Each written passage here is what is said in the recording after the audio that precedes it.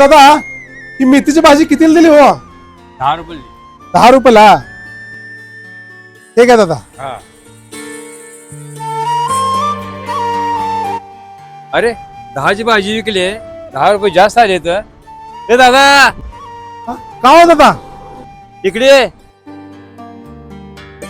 का हो दादा, काय झालं? अहो दादा भाजीचे 10 रुपये झाले, तुम्ही मला 20 रुपये दिले, तुमचे 10 रुपये परत घेऊन जावा. अहो दादा हे 10 रुपये ठेवा तुमच्याकडे, धरा. अहो मी मुद्दामच तुम्हाला 20 रुपये दिले, त्याचं कारणही तसंच आहे. अहो दादा मी काल एका मोठ्या मॉल मध्ये गेलो होतो.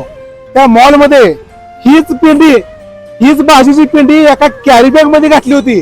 त्या कॅरी बॅग मध्ये पॅक करून त्याच्यावर किंमत लिहिली होती एका पेंडीचे 30 रुपये. अहो दादा तुम्ही तर शेतकरी आहात आणि स्वतःचा माल पिकवून तुम्ही ही भाजीची पेंडी 10 रुपयाला विकत आहात. अहो ते मॉलवाले तुमच्याकडे घेऊन 30 रुपयाला पेंडी देतात आणि आम्ही अशा मॉल मध्ये जाऊन त्याचा भाव देखील विचार करत नाही. 30 रुपये म्हणलं तर 30 रुपये देतो, 40 रुपये म्हणलं तर 40 देतो. अहो मग तुम्ही तर दादा शेतकरी आहात.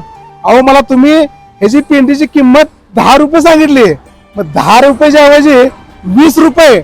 अहो मालवाला खाण्याऐवजी माझा एक शेतकरी खाऊ दे ना, यात मला एक सुख समाधान आहे दादा. म्हणून तुम्हाला मी 10च्या ऐवजी 20 रुपये जास्त दिले. एक पिढी तुम्हाला मी 10 रुपये दिली, तुम्ही मला 20 रुपये दिले.